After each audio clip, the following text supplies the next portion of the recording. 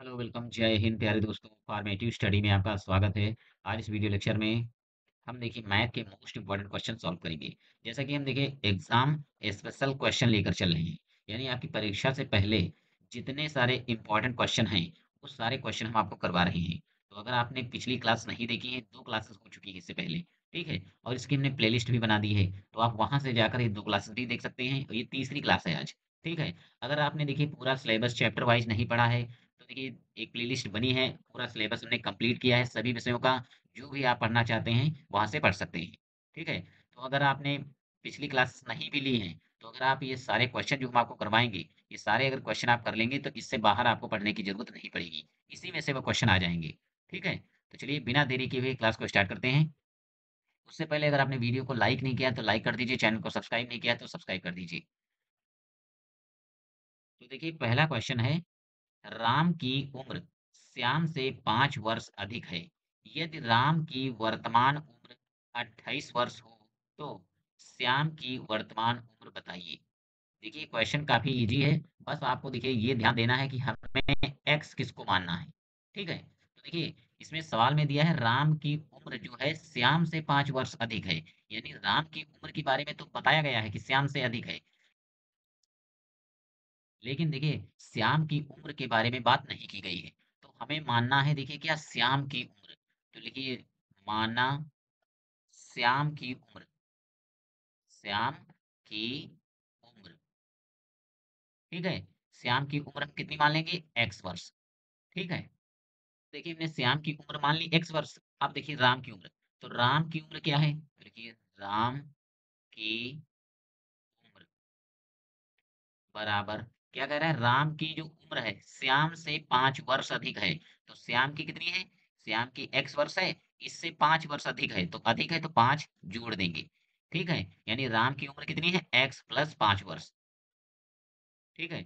अब देखिए अगली लाइन, यदि राम की वर्तमान उम्र 28 वर्ष हो, तो श्याम की वर्तमान उम्र बताइए। यानी सवाल में दिया है राम की वर्तमान उम्र, तो लिखिए अकॉर्डिंग टू क्वेश्चन, यानी प्रश्नानुसार आपको लिख देना है राम की वर्तमान उम्र। देखिए राम की वर्तमान उम्र कितनी दी है, 28 वर्ष, ठीक है। सवाल में 28 वर्ष दिया है और हमने माना कितना है राम की उम्र, x+5। इन दोनों को बराबर कर देना है। तो देखिए x+5 बराबर 28, ठीक है। बस आपको x का मान निकाल लेना है। तो x बराबर 28 - 5, तो x बराबर कितना आ जाएगा, 23। यानी x का मान कितना आ जाएगा, 23। और x हमने किसको माना है, श्याम की उम्र। तो देखिए लिख दीजिए, अतः श्याम की उम्र, श्याम की उम्र बराबर 23 वर्ष। यही आपका आंसर है। देखिए सवाल बहुत इजी था, बस आप अगर इक्वेशन सेट कर लेंगे तो सवाल बहुत आसानी से लग सकता है, ठीक है। चलिए अगले क्वेश्चन पर आते हैं। अगला क्वेश्चन है, देखिए वाई मीटर लंबे फीते को 7 बराबर भागों में बांटा गया है। यदि प्रत्येक भाग की लंबाई 3 मीटर हो, तो वाई का मान ज्ञात कीजिए। यानी जब भी कहे कि वाई मीटर लंबे फीते को 7 बराबर भागों में, यानी बराबर भागों में अगर बांटना है, तो यानी इसको भाग करना है किसको, वाई को। तो लिखिए देखिए वाई बटे 7, ठीक, y को हम 7 से भाग कर देंगे तभी तो हम बराबर बांटेंगे, ठीक है। फिर देखिए यदि प्रत्येक भाग की लंबाई कितनी है, 3 मीटर, तो इसके बराबर कर दीजिए y बटे 7 बराबर 3, ठीक है। बस आपको y का मान निकाल लेना है। तो देखिए यहाँ पर 3 लिखा है, इसके नीचे आप 1 मान लीजिए, ठीक है। अब देखिए इसका कर दीजिए कैंची का गुणा, तो y का 1 से गुणा हो जाएगा, तो y एक कम y, और 7 का 3 से गुणा हो जाएगा, 7 त्रिक 21। बस y का मान कितना आ जाएगा, 21। यही आपका आंसर है, ठीक है। यानी फीते की लंबाई कितनी है, 21 मीटर, ठीक है। तो देखिए अगर इस सवाल को आपको चेक करना है, यानी टोटल फीते की लंबाई कितनी है, 21।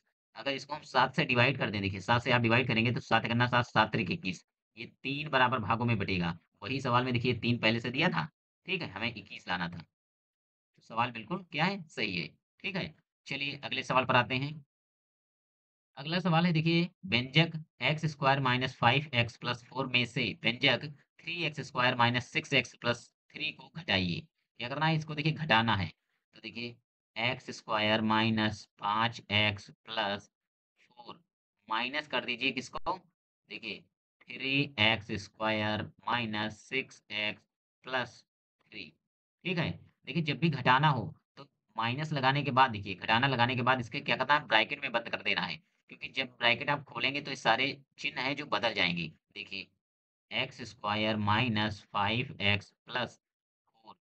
देखिए माइनस से ब्रैकेट खुलेगा तो ये 3x स्क्वायर माइनस का हो जाएगा। ठीक है? अब देखिए ये माइनस और ये वाला माइनस, ये जो माइनस से इसका गुणा होगा तो ये प्लस का हो जाएगा, ये 6 हो जाएगा। और इस माइनस से देखिए जब जाएंगे आप इसको गुणा करेंगे तो ये हो जाएगा माइनस और प्लस माइनस, तो ये 3 हो जाएगा माइनस का। ठीक है? अब देखिए इसको घटाइए तो यहाँ पर देखिए एक्स स्क्वायर और यहाँ है माइनस का 3x स्क्वायर। ठीक है? तो 3x स्क्वायर से जब x स्क्वायर निकल जाएगा तो ये बचेगा माइनस का 2x स्क्वायर। अब देखिए यहाँ माइनस के 5x है तो यहाँ पर है प्लस का 6x।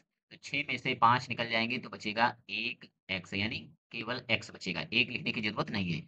अब देखिए 4 में से 3 निकल जाएंगे तो 4 में से जब 3 निकल जाएंगे तो प्लस का बचेगा 1। ये है आपका आंसर। सवाल बहुत ही इजी था। ठीक है? और इस प्रकार का एक सवाल आएगा। ठीक है? तो देखिए जितने भी इस टाइप के सवाल आपको मिले सारे प्रैक्टिस कर लेना है बहुत अच्छे से। तो चलिए अगले सवाल पर आते हैं।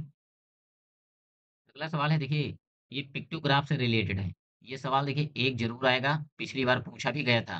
देखिए इसमें दिया है फूलों का नाम, यानी गेंदा के हैं 25 फूल। ठीक है? जूही के हैं 10 फूल, चमेली के हैं 15 फूल, और रजनीगंधा के हैं 45 फूल, और गुलाब के हैं 35 फूल। ठीक है? तो आपको पिक्टोग्राफ द्वारा इनको प्रदर्शित करना है। तो सबसे पहले देखिए जब इस प्रकार का सवाल दिया हो तो आपको पैमाना मानना होगा। क्योंकि जब तक आप पैमाना नहीं मानेंगे तो देखिए अगर आप गेंदा के फूल बनाने बैठेंगे तो 25 बहुत सारे बनाने पड़ेंगे। इतने नहीं बनाने हैं, ना ना ही आपके पास इतना टाइम होगा वहां पर। ठीक है? तो ऐसे आपको क्या मान लेना है? एक पैमाना। तो लिख दीजिए ऐसे पैमाना। तो देखिए अगर हम इस प्रकार एक फूल बना रहे हैं तो उसमें देखिए कितने फूल के बराबर होगा? 5 फूल। ठीक है? ये अगर एक फूल हम बना रहे हैं तो कितने फूल के बराबर होगा? 5 फूल। तो देखिए गेंदा के हैं 25, तो हमें कितने फूल बनाने होंगे? 5। कुछ लोगों को देखिए ये कंफ्यूजन होती है कि हमने पैमाना 5 तो मान लिया, अब हम गेंदा के कितने बनाएंगे? ठीक है? तो जब आप 5 पैमाना मान चुके हैं तो देखिए फूलों की संख्या कितनी है? 25। इसको डिवाइड कर दीजिए, देखिए इधर 25/5। 5 करना 5, 5 25, यानी ये जो 5 उत्तर आया, यही 5 आपको गेंदा के बनाने हैं। तो इस प्रकार आपको 5 गेंदा के फूल बना लेने हैं। ठीक है? ये हो गए गेंदा के फूल, 5 हो गए। अब देखिए जूही के कितने हैं? 10। तो यहाँ पर कितने बनाने होंगे? तो देखिए 2। ठीक है? जूही के कितने आपको बनाना है? 2। ठीक है? ये 2 हमने कैसे बना दिए? क्योंकि हमने पैमाना मानना है कि एक फूल जो है 5 फूलों के बराबर है, यानी 10 को आप 5 से डिवाइड कर देंगे तो ये 2 आएगा। अब अगला है देखिए चमेली के कितने हैं? 15 फूल। कितने यहाँ बनाने होंगे? तो सबसे पहले देखिए 15 को आप 5 से डिवाइड कर दीजिए, 5 करना 5, 5 तिया 15, यानी 3 फूल आपको बनाने होंगे चमेली के। तो देखिए 1, 2, ये 3। अगला है देखिए रजनीगंधा के हैं 45। तो यहाँ पर हमें कितने बनाने होंगे? तो देखिए 45 को आप कर दीजिए 5 से डिवाइड। तो जब आप 5 से डिवाइड करेंगे तो ये 9 आएगा। 5 9 45, यानी रजनीगंधा के आपको 9 फूल बनाने होंगे। तो 1, 2, 3, 4, 5, 6, 7, 8 और 9। ठीक है? ये रजनीगंधा के फूल हो गए। अगला है देखिए गुलाब के हैं 35। तो गुलाब के 35 हैं, तो हम कितने यहाँ पर फूल बनानेंगे? अगला है देखिए गुलाब के हैं 35 फूल। तो अब हमें कितने चित्र बनाने हैं यहाँ पर? तो देखिए 35 को कर दीजिए 5 से डिवाइड।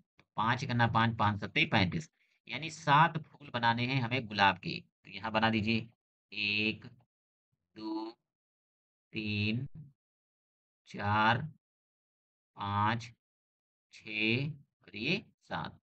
बस आपको इसी प्रकार पिक्टोग्राफ में प्रदर्शित करना है। ठीक है? और देखिए ये सवाल बहुत ही ईज़ी है। इसमें आपको आराम से 2 नंबर मिलेंगे। ये 2 नंबर का क्वेश्चन पूछा जाता है। ठीक है? लेकिन अगर आपने पढ़ा नहीं होगा, ठीक है? तो आप इसमें कुछ समझ ही नहीं पाएँगे कि करना क्या है। तो आप लोगों को इस सवाल को बहुत ध्यान से समझ लेना है। सबसे पहले क्या करना है? आपको पैमाना मान लेना है और इसके बाद आपको ये सारणी बनाना है और सारणी बनाने के बाद, ठीक है? तब आपको पिक्टोग्राफ में यानी फूल ये इसमें दर्शाने हैं सारणी के अंदर। ठीक है? तो चलिए अगले क्वेश्चन पर आते हैं। अगला क्वेश्चन है देखिए, कह रहा है कि भिन्न में बदलिए, यानी इसको आपको भिन्न में चेंज करना है। ठीक है, तो देखिए लिखा है 45%, 45 लिखिए। इस प्रतिशत को जब हटाएंगे तो बटे में कितना आ जाता है, 100। ठीक है, इसको क्या करिए, डिवाइड कर लीजिए, थोड़ा सरल करिए। तो 5×9 = 45, 5×2 = 10, यानी ये हो जाएगा 9/20। ये भिन्न में देखिए बदल गया। एक तो ये हुआ आंसर आपका। अगला है देखिए दूसरा सवाल, 24.5। ये प्रतिशत लगा है, जैसे ही प्रतिशत हटाएंगे तो बटे में कितना आ जाएगा, 100। बटे में 100 आ गया। इस दशमलव को आप हटाइए, दशमलव के बाद कितने अंक हैं, एक अंक है, तो एक जीरो बढ़ा दीजिए, यानी ये हो जाएगा देखिए 245/1000। ठीक है, अब इसको क्या करिए, आपको देखिए 5 से डिवाइड कर लेना है। तो देखिए 5×20 और 5×9 = 45, 5×2 = 10, ये हो जाएगा 200। ठीक है, यानी ये आ जाएगा 49/200। ये देखिए भिन्न में बदल गया। एक आंसर ये हो गया। ठीक है, अब तीसरा सवाल देखिए, 17 अब अगला है देखिए तीसरा, 17.5% को चेंज करना है भिन्न में। देखिए 17.5% हटेगा तो बटे में कितना आ जाएगा, 100 आ गया। इस दशमलव को हटाएंगे, दशमलव के बाद एक अंक है तो एक जीरो लग जाएगा, यानी ये हो जाएगा देखिए 175/1000। 5 से काटिए, देखिए 5×3 = 15, बचे हम 25, और 5×2 = 10, तो ये दो जीरो। फिर देखिए अभी 5 से कट जाएगा, 5×7 = 35 और 5×20, यानी ये हो जाएगा 7/40। ठीक है, देखिए तीनों सवाल को हमने क्या कर दिया, भिन्न में चेंज कर दिया। बस आपको यही जो बेसिक बताया गया है परसेंटेज में, बस वही लगाना है, इसमें अतिरिक्त कुछ नहीं करना है। बहुत इजी सवाल है और इस टाइप के सवाल आ भी जाते हैं एग्जाम में। ठीक है, हो सकता है ऑब्जेक्टिव टाइप में बन सकता है इस टाइप का क्वेश्चन। अगला सवाल है देखिए, दो संख्याओं का महत्तम समापवर्तक और लघुत्तम समापवर्तक 5 और 175 है। यानी महत्तम क्या है, HCF, मासा दिया है, और लघुत्तम LCM। ठीक है, 5 और 175 है। यदि दो संख्याओं का अनुपात 5:7 है तो बड़ी संख्या का नाम बताओ, यानी बड़ी संख्या कौन सी है। ठीक है, ये आपको निकालना है। ये सवाल बहुत इजी है। ठीक है, बस आपको इसमें संख्याएं चाहिए। ठीक है, तभी तो आप, देखिए ये सवाल बहुत ईज़ी है, बस आपको ध्यान से समझना है, ठीक है? तो देखिए हमने सूत्र बताया था कि जब देखिए लासा और मासा दिया हो और संख्याएँ दी हों, ठीक है? तो होता है देखिए एलसीएम गुणे एचसीएफ बराबर पहली संख्या गुणे दूसरी संख्या, ठीक है? यानी लासा गुणे मासा बराबर होता है पहली संख्या गुणे दूसरी संख्या। इसमें अगर आप रख देंगे, ठीक है? तो आपको संख्याएँ पता चल जाएँगी। लेकिन इसमें हम पहली संख्या और दूसरी संख्या सवाल में दी ही नहीं है। यहाँ पर दिया है अनुपात, यानी संख्याओं का अनुपात दिया है, संख्याएँ नहीं दी हैं।